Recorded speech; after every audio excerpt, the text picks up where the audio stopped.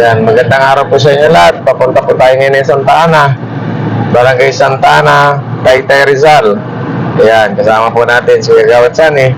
Dahil meron po tayong tutulungan dito kahit medyo masamang pakaramdam ng inyong panglingkod. Matagal-tagal na po kasi itong nagbigay mensahe dahil ang kanyang asawa ay PWD. Ayan, nandito na po tayo sa Maria Clara Street. Ayan, Barangay Santa Ana. Ayan, shout out kay Kap Lingling. Ayan, Lingling Calderon.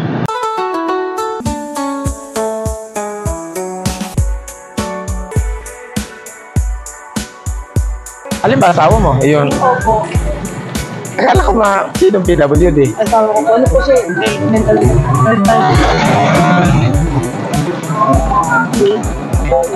Magandang araw. Lagyan natin ng ilaw. Sige, pag ako naging mayor ng kulungan. Ibili ka raw. O binababa dito Kuya Bukal? Oo. Kasi umako yan sa ako. Yan, magandang araw po sa inyo lahat. Nandito kami ngayon sa Maria Clara Street. Diba? Barangay Santa Ana, Taytay Rizal. Ayan, meron po tayo ditong tutulungan. Masikip, may makatulog na din yata itong bahay mo, ano? Opo, meron na po. Eh, sana Meron po talaga kalaban na pag ano po talaga. marami tayong tinutulungan, di ba? Yung mga nagpapalit kami ng hero. Sana nabanggit mo ron, sana naipila. Magandang araw sa inyo, anak. Sino ba sa amin? Ito. Ikaw yung nagbibigay mensahe sa amin. Halika dito, Rax, sa tabi ko. Double po siya.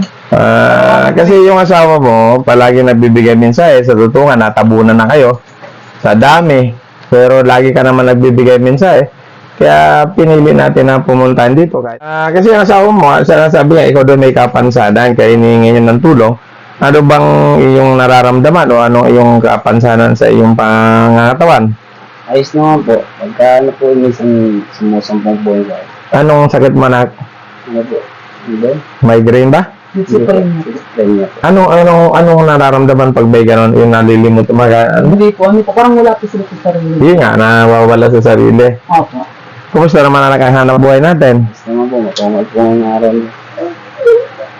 Magkano naman ang kinikita natin 500 po. sa isang araw? Ngayon, hindi ka nagtinda. Nagtinda. Ako yun. Magkano kinita? Wala pa na. Mamayang gabi ba po ang sa...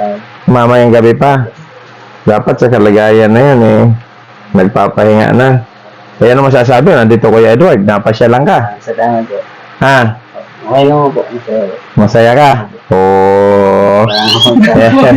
Pawis na pawis. Mga kababayan, ito pong ating kausap, isa nating kababayan, pangalan mo, anak? Justin po. Justin, si Justin, inilapit ng kanyang may bahay na may humingi ng kaunting tulong kahit papano para maibsan ang kanilang pangangailangan dahil ito po ay may karamdaman na minsan umaatake daw po na nawawala sa kanyang sarili pero sa kadahilanan, ganyan talagang isang maging mahirap na kahit tayo may nararamdaman, kailangan nating maghanap buhay para may taguyod ang ating pamilya.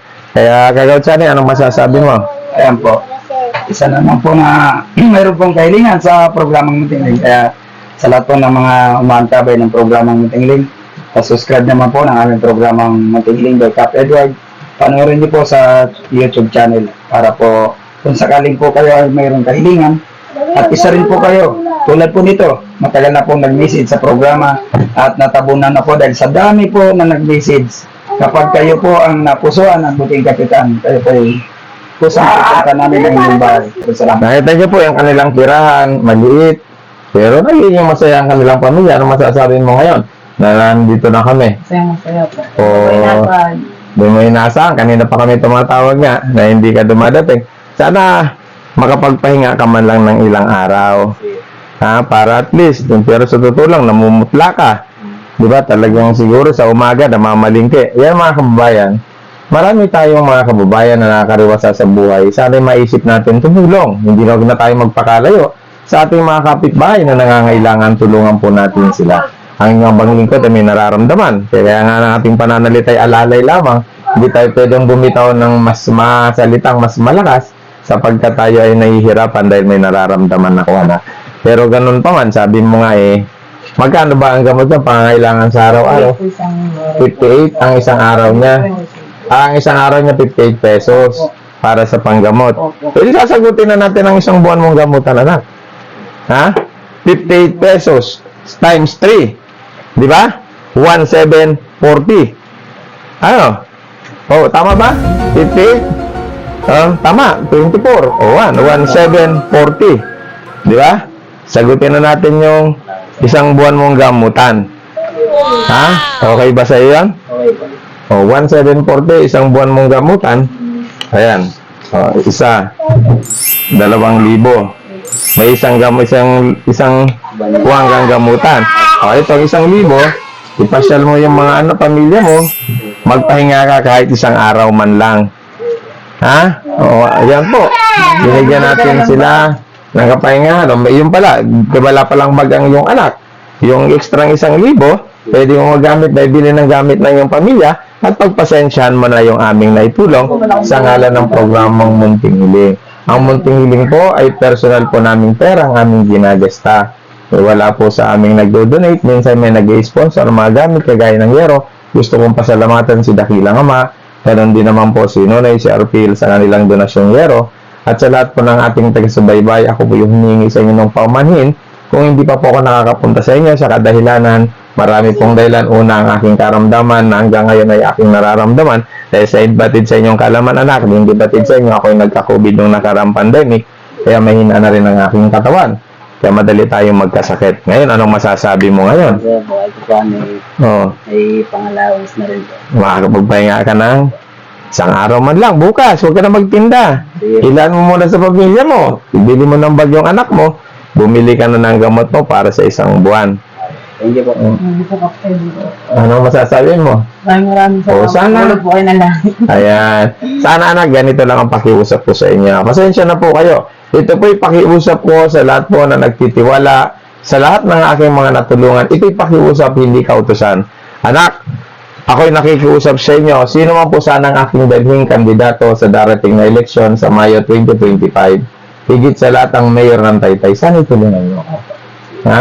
Pag may inendorso ako sa aking programa, tulungan ninyo ako para at least ang ama ng bayan na inendorso natin at nagkasundo kami, mayroon tayong malalapitan at mayroong katuwang ang inyong abang lingkod sa programang Munting Hiling upang maipalaganap ang pagsiservisyo natin sa taong bayan. Kasi maraming nanunungkulan ngayon, kagaya ng mga konsyal dyan, lapitan mo, 100 pababalik-balikin ka ba? Ganun po talaga. O, ikaw magsabi, pumunta ka ng munisipyo, ano nangyari? po namin yan. Ano nangyari? Ano po, minsan 50 lang, binabalikan pa namin ng Miyerkules. Minsan pupunta kami ng Luz, babalikan pa namin ng ibang araw. Kaya ako na doon yung ano, O, binigyan pa kami ng resibo. Hindi mahal po yung pumasay, minsan naglalakad lang po kami. samantalang yung Munting Hiling, andito na. Opo, hinahat. Libo. Wala kang marinig, walang balik-balik. Ayan, no?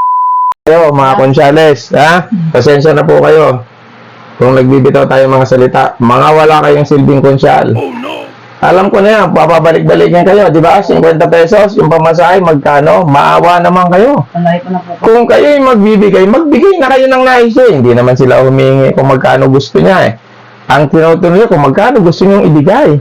Mahiya naman kayo. Mag-eleksyon na naman, ang titigas ng mukha ninyo. Di ba? Pa-Amerika pa kayo kung saan-saan kayong bansa pumupunta. Tapos tutulong kayo sa mga kababayan natin na nangangailangan. 50 pesos, pababalik-balikin nyo pa. Di ba? Ako po hindi nagagalit sa kanila. Nagagalit po ako sa kanilang gawain. Ang inyong kabang lingkod ay baon sa utang. Pero ang pagtutulong ay hindi ko kinakaligtaan. Dahil ang utang ay parte ng ating buhay. Hanggat may nagtitiwala, tayo ay tuloy-tuloy na mangungutang. Makatulong lang tayo sa ating mga kababayan. Pero nagbabayad naman po aking mga utang. Kaya hiling ko lang sa inyo, anak, sino man sana ang endorso kong politiko na pwedeng makatulong sa atin, tulungan ninyo ako. Huwag na nating tingnan na kailangan pa natin bayaran para iboto, kailangan pa natin kuning watcher o monitoring para bumoto. Sana pag may inendorso ako, tulungan ninyo ako. Yan tulong sa inyo, ipaunang tulong lamang yan.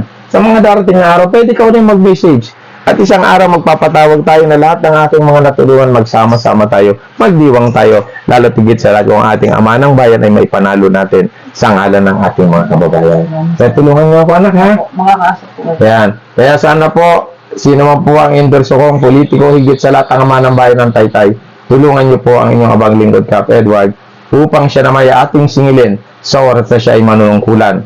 Hindi kagaya ngayon, marami niyan nanunungkulan, huwag nating pangalanan. Ikaw na may sabi, 50 pesos, ilang balik-balik. Ang dami pang hinihinging papel, di ba? Opo, wala pa, updated yun. Updated yung reseta. Seta. Reseta! Magpapareseta Di ba? pa kami. Magpapareseta ka, magbabayad ka ng 300. Tapos bibigyan nyo 50, mawanghiya kayo. Kailangan ko po may mindset. Di ba? Medical certificate, barangay clearance. Nako, sa Munting Hiling walang ganon. Pag sinabi kong tutulong kami. Pag sinabi namin wala kami pera, pasensya po ninyo. Di ba? Kaya sa inyo pong lahat, maraming salamat sa ngalan po ng programang Munting Hiling ng aking sparring partner na si Kagawad Shani dito sa Barangay Santa Ana. Maraming salamat sa inyo. At kay Kapitan Lingling Calderon, si Kap Lingling, sana tulungan niyo lagi. Opo. Hindi gusto ko lang ipabatid sa inyo nang dahil sa inyong kapitan na ipagpapatuloy ko ito. Dahil ang Barangay Santa Ana sa aking kumukuha ng piyesa. Yung kinikita ko, siya kong itinutulong sa inyo. Kaya Kapitana Lingling, yan. Maraming salamat sa inyo. Hanggat ako'y nabubuhay, ano man mangyari, kakampi mo ako. Tutulungan kita para sa Barangay Santa Ana. Ano man ang iyong pagkukulang sa iyong mga nasasakupan, hayaan yung punuan ng iyong kaibigan sa ngalan ng programang Munting Hiling. Muli, magandang araw sa lahat ng taga-subaybay. Please subscribe yan, sa YouTube channel ng Munting Hiling at i-follow nyo na rin ako sa Facebook page ng Edward Pante at Munting Hiling by Cap Edward. Mayroong anak fake po yun, Edward Bongat Pante. Fake account po yun. Sana ipakiusap po sa inyo, huwag nyo naman sanang gamitin ang aking pangalan. Higit sa lahat sa walang kabuluhan. Kaya sa inyo lahat, magandang araw at salamat.